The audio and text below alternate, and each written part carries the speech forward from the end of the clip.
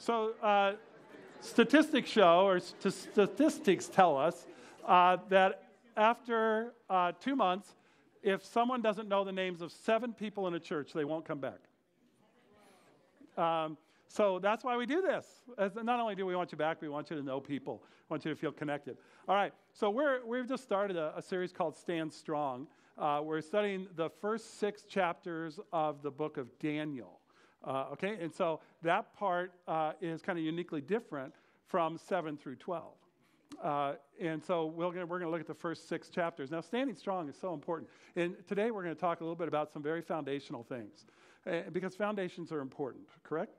So several years ago, I was in New York City with a choir tour from Eureka High School. My son was a part of it. And one day we took a tour of the city. This gentleman, about 65, gave us a tour of the city, and we did it by way of, we walked and we had buses, and we went all over the place. It was really incredible. New York City is an incredible place. But probably one of the things that hit me the most was when we were standing outside of a newly built skyscraper. It wasn't even finished yet. And he made this statement. He said, more than half of the cost of this building will be underground. You'll never see it. And I remember thinking, oh, that's weird. That's amazing. Can that really be right? Because I knew that everything that I saw above ground was very expensive. I mean, it was going to cost a lot of money to make that. And so I just thought, that is an amazing statement, that the foundation. Now, Manhattan is a huge rock. And so to get down, they have to just get way down into the bedrock and connect the foundation of this building to the bedrock of Manhattan. And so it's an incredible amount of work to get down in there and do it right. And I thought, wow, that's an amazing thought. And I never really thought about it a ton until just recently, and I've been thinking about the fact that as we plant this church, sometimes a lot of my attention is paid to all the stuff that's above ground. What it's going to look like, smell like, all the fancy stuff. And the Lord has kind of quietly said, Kevin, unless you build the foundation, all of this will be for naught. It won't matter. It won't last. So what I'd like you to do is I'd like you to focus on some foundational things. And you'll hear more about it as we head into next year. But he goes, I want you to build a foundation.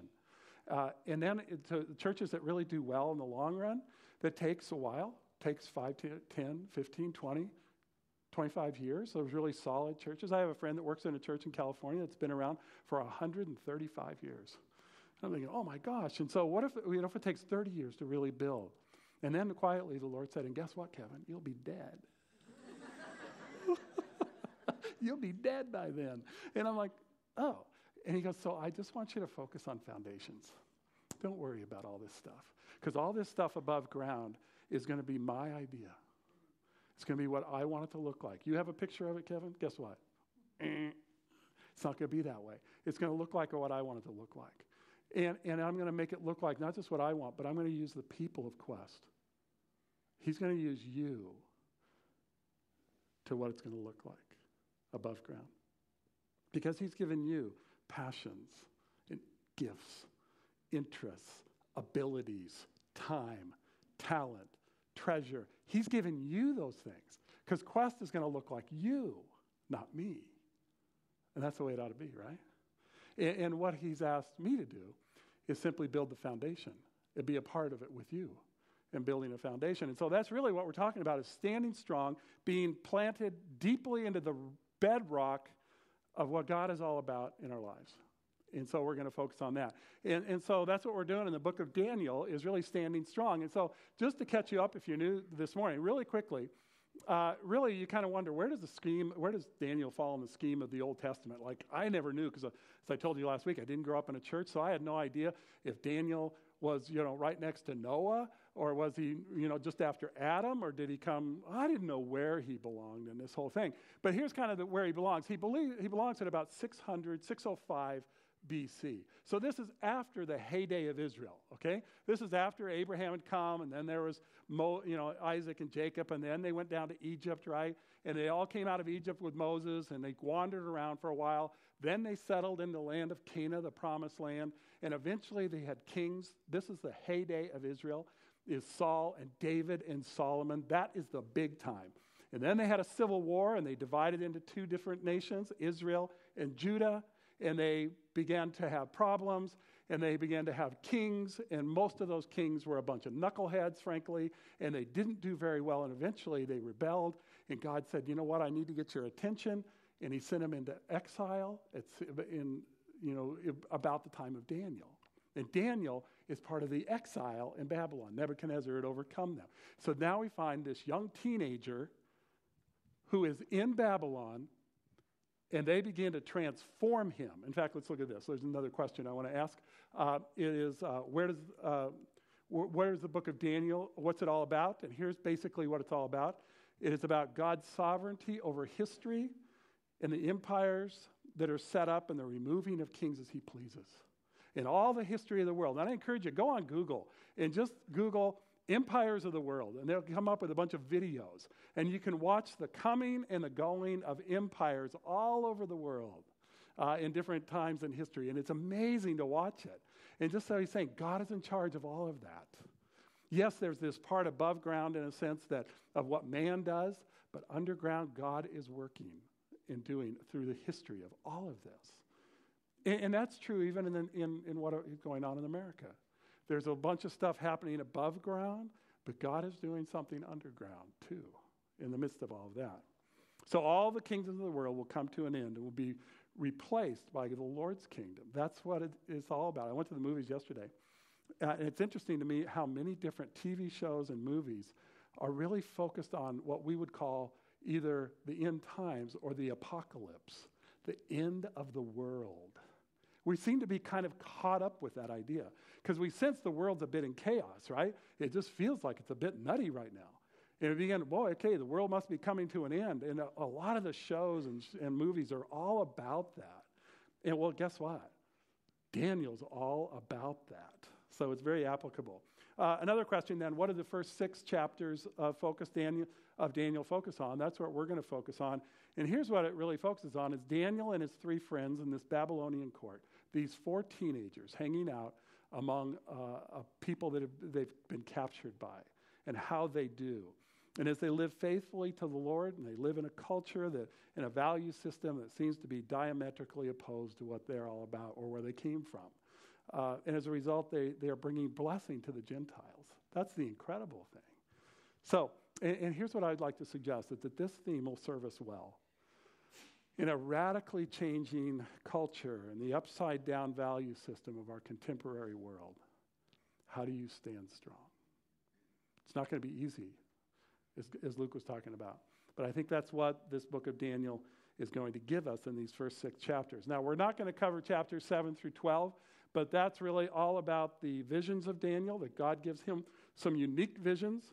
They're apocalyptic in nature. They are about the end of the world. They are about the things that are going to happen, and all sorts of different visions that God gives him. But then in spite of his exile and his persecution, that God is still in control of history, and he sees the purposes. He'll see his purposes through. He's going to bring it to that. So we can wonder about tomorrow, but we don't have to worry about tomorrow because God is in control, and he is unfolding it. Doesn't mean it's going to be easy. Doesn't mean we'll understand every bit of it. But God is doing what he's going to do. Okay, so last week we talked about foundations of faith, and we talked about the fact that your identity is the core issue of life. It was true for them then. It's true for us now. It's about our convictions to stand strong as a testimony. You have to stand for something. Where are you going to stand? And that your testimony will excel in the marketplace if you stand strong and stand clear. And really kind of the little phrases were this. Who you be will determine what you do. What you do will proclaim what you believe, and what you believe will speak clearly to the world. One way or the other, it'll speak. Where do you stand? And that's what we learned in chapter 1. So in chapter 2, we're going to come to it today. Here's what we're going to look at. There's 4 parts to chapter 2.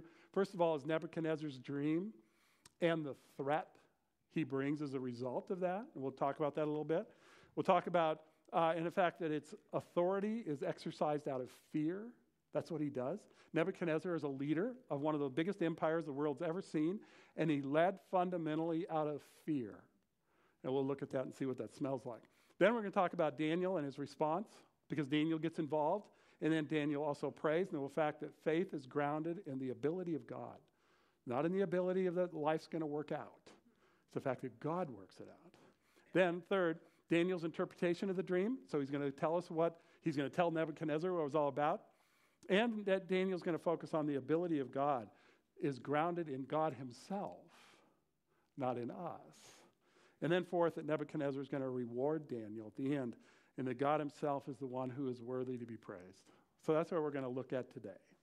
So let's jump in and let's look at verses 1 through 13, Nebuchadnezzar's dream and his threat, and the reality of that authority is exercised out of fear. So let's look at it real quickly. In verse 1 it says, in the second year of the reign of Nebuchadnezzar, so this is 604 BC. Okay, so we find that Daniel is serving in the court there. And it says, in the reign of Nebuchadnezzar, Nebuchadnezzar had dreams, and his spirit was troubled, and his sleep left him. So we don't know exactly what that's all about, but it's not hard to imagine.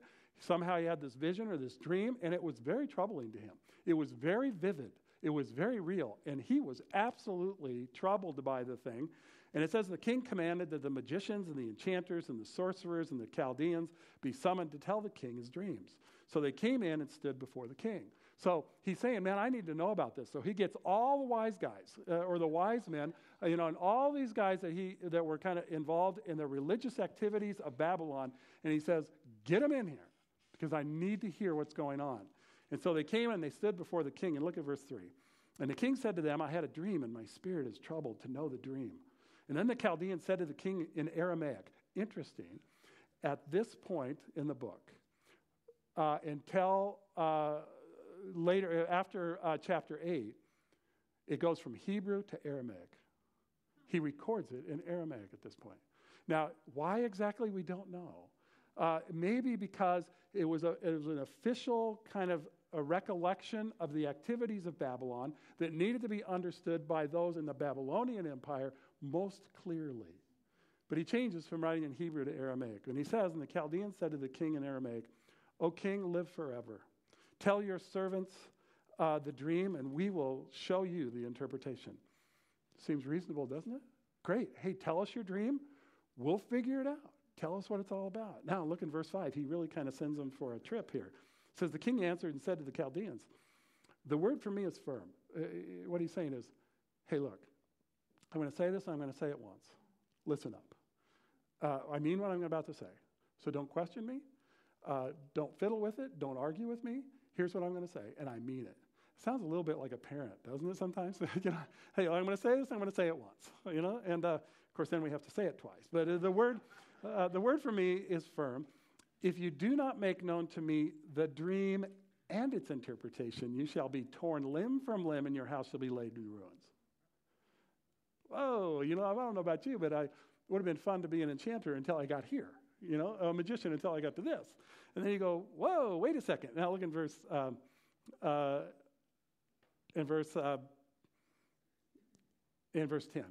I'm sorry, we'll go to verse 10. It says, we're going to jump there. It says, the Chaldeans answered the king, and they said, hey, guess what, king?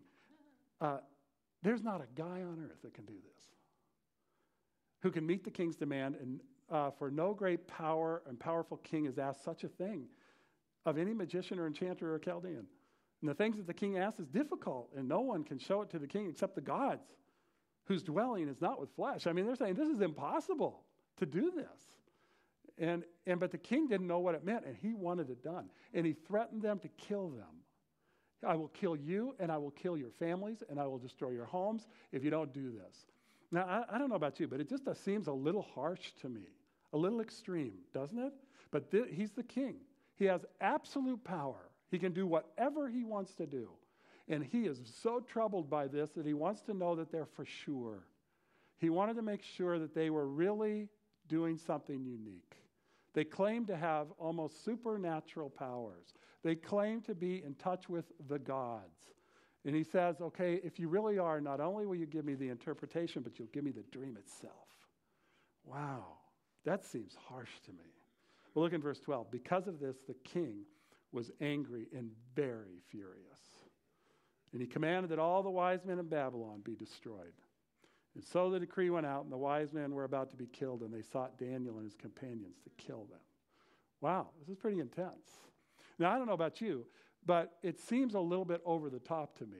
And I think what we see in this is the fact that his leadership was based in fear. Look how angry he is. Look how mad he is. You see, when you exercise authority out of fear, you create tremendous problems because you don't trust. It's really the issue, right?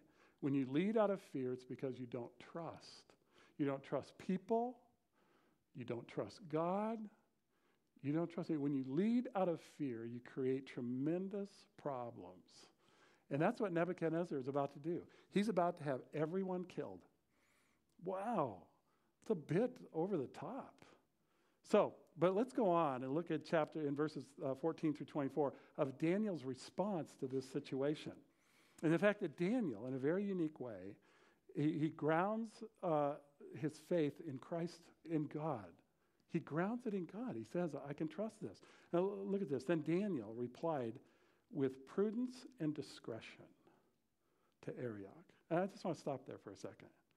You guys, let's picture this for a second. Daniel and his friends are just teenagers. They're 14, 15, 16 years old. They're young. And they respond with prudence and discretion. You got to ask the question, where'd they get that? Where'd they get that at that age? Prudence and discretion, understanding, depth and maturity. Now, frankly, the text doesn't tell us where it comes from. It doesn't say that, hey, Daniel's parents were awesome. Daniel's parents were amazing. They built into this young man all the skills and abilities of maturity that come from a home. Now, we can imagine that's probably true, right? Now, we do know, though, that unfortunately, among the nobles, where he came from, the family of nobility and royalty, that they lived in a time where most of them have turned their backs on God. That's why they're in captivity. So, who knows? Not every family becomes corrupt or anything like that. You never really know, but probably came from a family that helped him have great discretion and judgment. Or sometimes God does a unique thing in young people's lives. Have you ever met someone who just came from really a messed up home? And they're just amazing. They're just like, are you kidding me? How'd this happen? So I don't know for sure how it happened in Daniel's life or Shadrach or Meshach or Abednego. I don't know exactly. But all I know is that they respond here with great prudence and discretion. My guess is it probably came deeply from relationships that they'd had, probably at home on the most part, and God working in this young man's life. But he responds with prudence and discretion. I think sometimes we move too quickly into this kind of all the fancy-dancy stuff that happens in Daniel's life or in other people's lives. And when we skip this part of the incredible power of young people having prudence and discretion, good judgment. And when you meet that, you go, oh my gosh, that's amazing. It's powerful. It speaks. And it happens in this situation. And so he replied with that kind of, with prudence and discretion to Arioch, the captain of the king's guard. It's kind of like the head of the Secret Service, if you will. It was the people who were guarding the king. Okay, and so he speaks to this older gentleman, the captain of the king's guard, who had gone out to kill the wise men of Babylon. And he declared to Arioch, the king's captain, hey, what's the hurry? So why is this decree of the king so urgent? What in the world is going on here that you would do this? That's pretty bold to step forward and say, hey, tell me, what's happening here? What's the rush to kill everybody? Well, he declared to Arioch, then Arioch made the matter known to Daniel. He explained it. He told him what was going on. And look at this response. And Daniel went in and requested that the king to appoint him a time that he might show the interpretation to the king. Now here, if we go back to chapter 1, we know that God gave a special ability to these 4 young teenagers to learn and be attuned to what they're going through. But it also says in a unique way that he gave Daniel the ability to understand visions and dreams in a unique way. It's what God did in Daniel's life. And Daniel, as this teenager, boldly says, hey, give me an appointment with the king. I'll give him the interpretation. Whoa, he's going to have to come through, right? But he had real confidence that God had gifted him to be able to do such. It's an amazing thing. Now, let's go to verse 17. And then Daniel went to his house. I love this part. And he made known to Hananiah, Mishael, and Azariah, that's the three in their Hebrew names, his companions, and he told them, and let's circle this just for a second. He told them to seek mercy from the God of heaven. He said, hey, you guys, I just committed myself to giving the interpretation to the king. I need you to pray. I need you to really get on your knees because I just laid it on the line. I just risked it all. Wow, that's a pretty amazing deal. And he says, you guys, we need to pray. We need to ask God to get involved here because I'm confident he can do it, but I also let's pray, right? So he's not presumptuous, but he says, hey, let's pray. To seek mercy from the God of heaven concerning this mystery so that Daniel and his companions might not be destroyed with the rest of the men of Babylon. Then the mystery was revealed to Daniel in a vision of the night. And Daniel blessed the God of heaven. Daniel answered and said this. So God worked. They pray, and that night, God reveals to him. God is at work. Wow, it's an amazing thing. And you guys, look at this prayer. This is what he prays. This is a really powerful, beautiful prayer. He says this as he woke up that morning. You can imagine what he did. He probably went to the window, and he was overwhelmed with the reality of what God had done. He was touched. He was moved. And he focused. And look at this. He says, blessed be the name of God forever and ever, to whom belong wisdom and might. He changes times and seasons. He removes kings and sets up kings. He gives wisdom to the wise and knowledge to those who have understanding. He reveals deep and hidden things. He knows what is in the darkness, and the light dwells with him. He's so engulfed with the reality of God and who God is. Let's go to verse 23. To you, O God of my fathers. I love that part, that he connects his faith to the faith of his fathers. He reaches back into the depth of what God had been doing for a long time.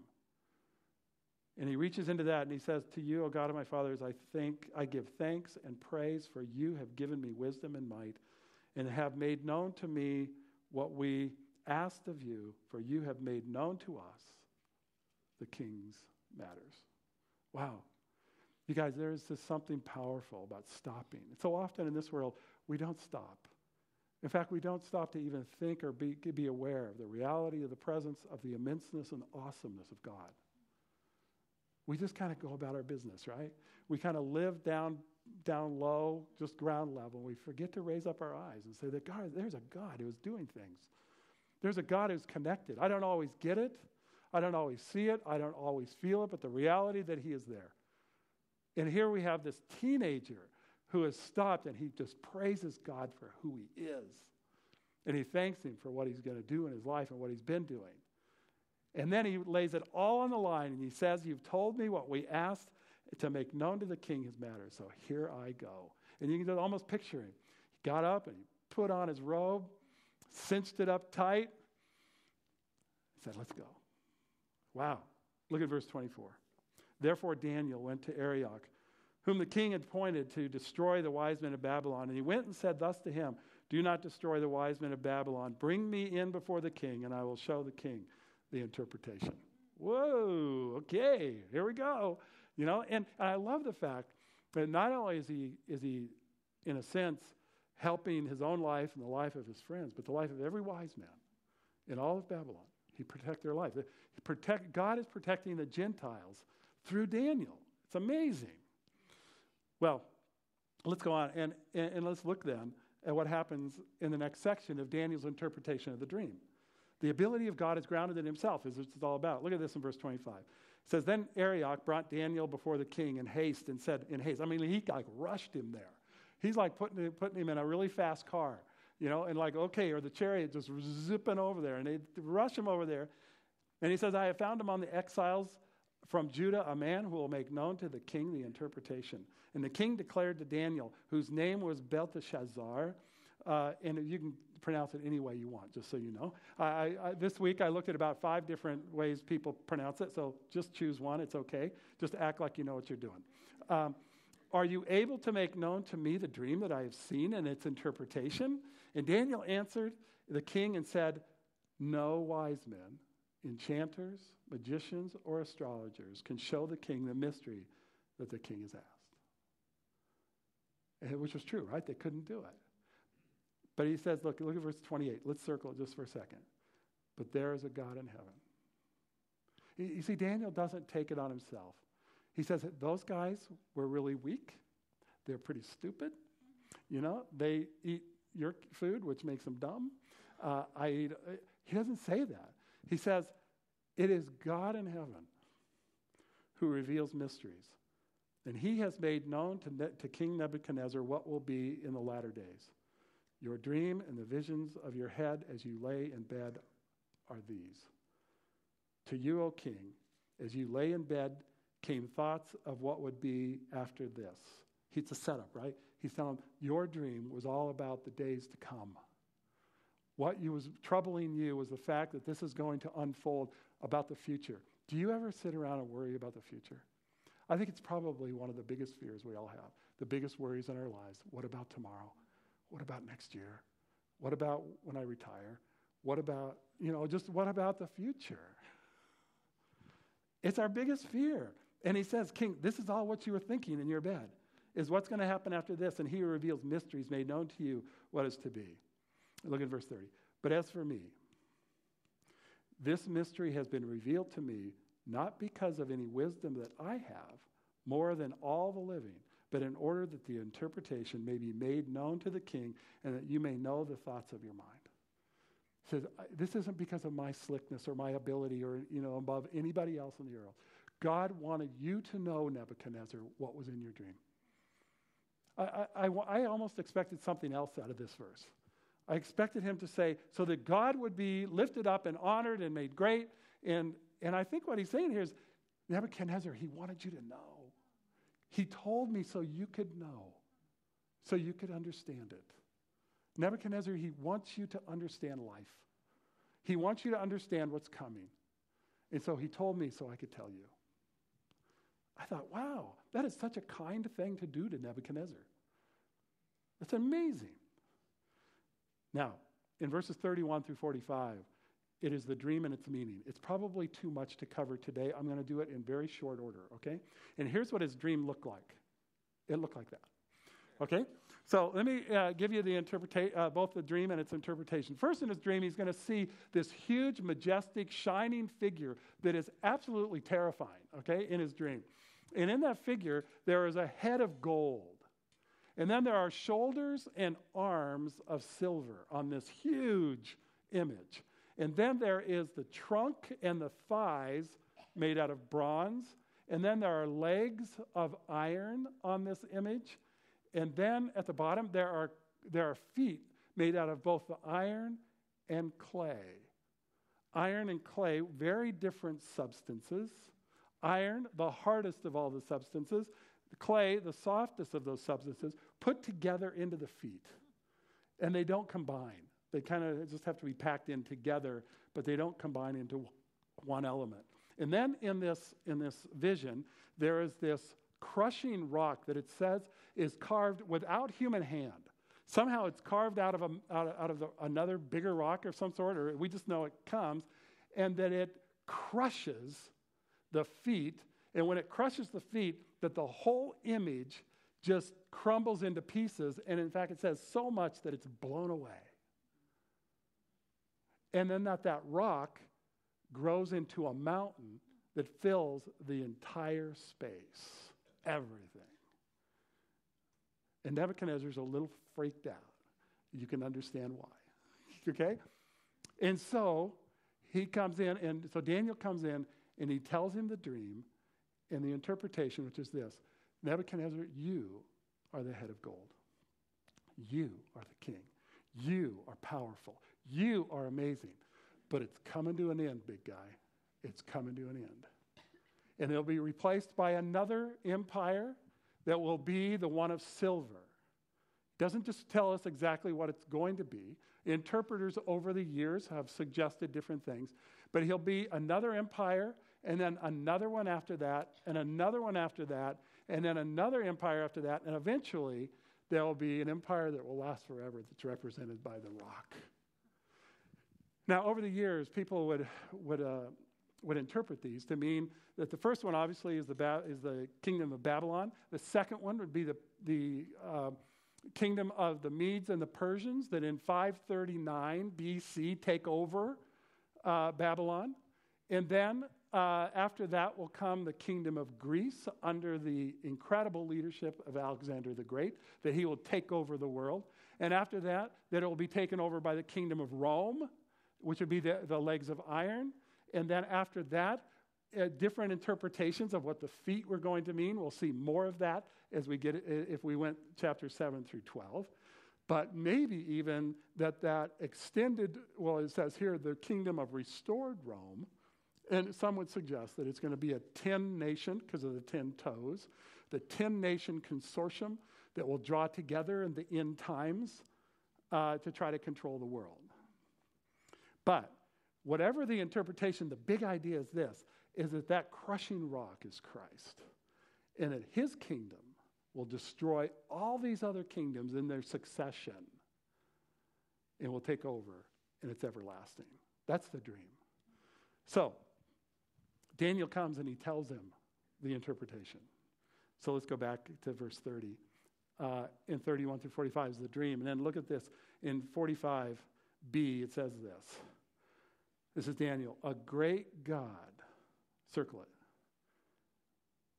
A great God. I love this about Daniel, this young guy. He just keeps pointing back to God. He keeps saying, it's not me. I'm not that slick. I'm not that good. But God is awesome. That God can do this. God in his gifts. It says the great God has made known to the king what shall be after this. And then, look at this bold statement. The dream is certain, and its interpretation is sure. He just was so confident in what God had done.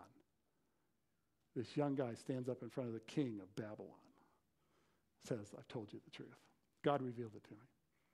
Wow, that's incredible, I think. And the ability of God is grounded in himself, in God himself. Wow. You see, God's love for you is not grounded in you. His love for you is grounded in himself. You know, don't we always think, how could he love me? I'm such a mess up. I've done such horrible things. And I have. You see, God's love for me isn't based on me, it's based on him. You see, our love for our children is not based on them, it's based on us. Because we choose to love them. It's something that we will not take away. No matter how crazy they can be, our love for them is based on us, not on them. God's love for us, his commitment to us is based on him, not on us. Because if it was based on us, we could lose it, right? Because we could really mess it up so easily. It is a great God who is working out who he is in his graciousness towards us. Wow, that's incredible. All right, let's go to the last part here. Nebuchadnezzar rewards Daniel then, and God himself is the one who is worthy to be honored. Look at this. It says, then King Nebuchadnezzar fell on his face, and he paid homage to Daniel, and he commanded that all the offerings and incense be offered up to him. And the king answered and said to Daniel, now let's circle this again. This is incredible. Look at this. He says, truly, this is the king of Babylon. That doesn't mean that he necessarily gave his life to God, but he recognized reality here. He says this, truly your God is God of gods and Lord of kings and revealer of mysteries, for you have been able to reveal this mystery. Surely something is unique about your God, Daniel. No other God could have done it. No other God could. The enchanters, the magicians, and the Chaldeans couldn't do a thing with this. But your God did. And he recognized that. I love the fact that he says he loves Daniel here, and he gives him kudos. But he recognizes that it's Daniel's God, who is God of gods and Lord of lords and King of kings and revealer of mysteries. Wow. And then in verse 48, and the king gave Daniel high honors and many great gifts and made him ruler over the whole province of Babylon and the chief prefect over the wise men of Babylon. He goes, see all the other guys? You're in charge of them now. And in this province of Babylon, it's yours. Run it, man. You're incredible. Teenager, go for it. Wow.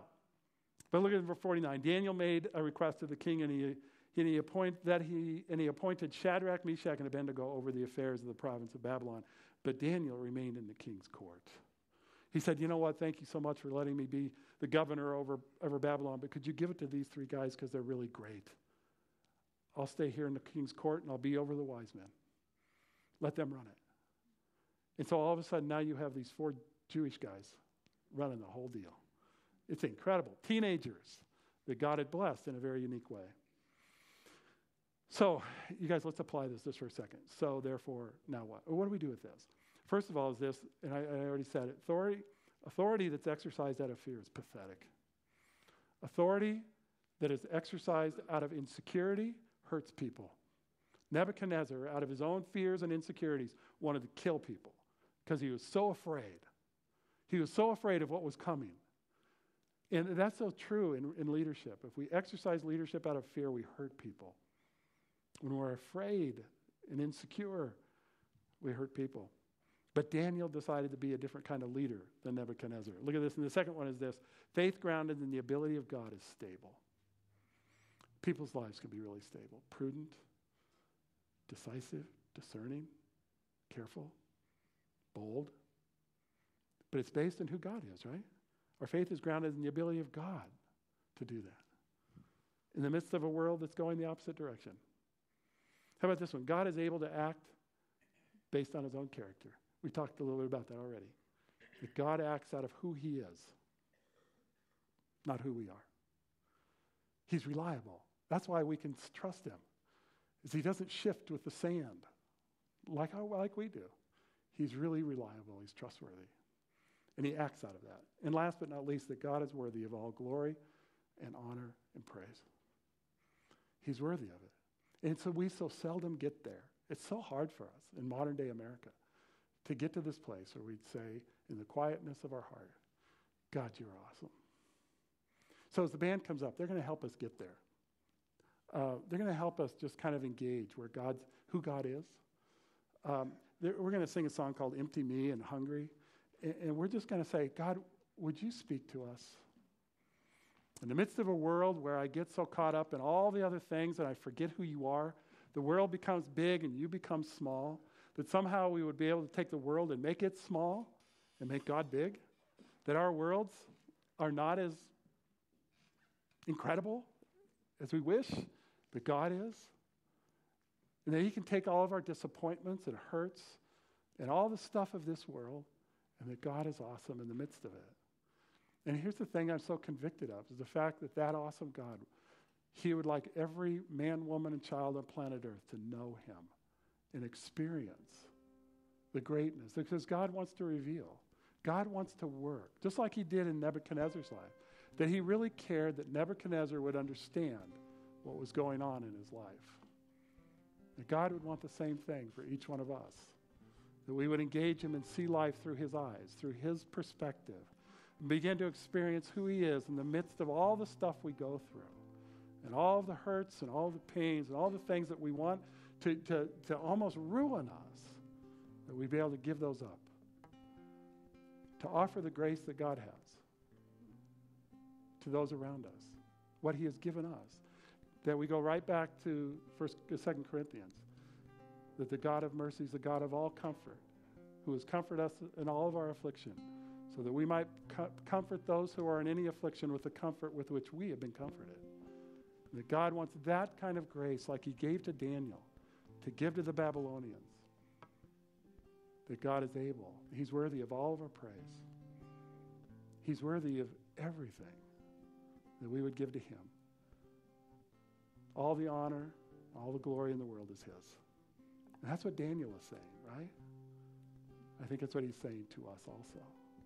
So you guys, as we kind of transition to sing with the band, it's not a song, it's a worship. And so whether you need to stand or sit or pray or sing, whatever you need to do to join Daniel and his friends in praising God for who he is and what he's doing. And where you need him to work in your life, There are probably places where you need him to work, that you'd go to some of your friends and say, would you join me in seeking the mercy of God to do what God needs to do in my life? And so maybe you need to pray with someone, or maybe you need to sit there and pray. Whatever you need to do to worship him, all right? That he would empty us and that we would be hungry for who he is, like Daniel is. So let's join the band. So stand if you want, sit if you'd like. Let's worship him together.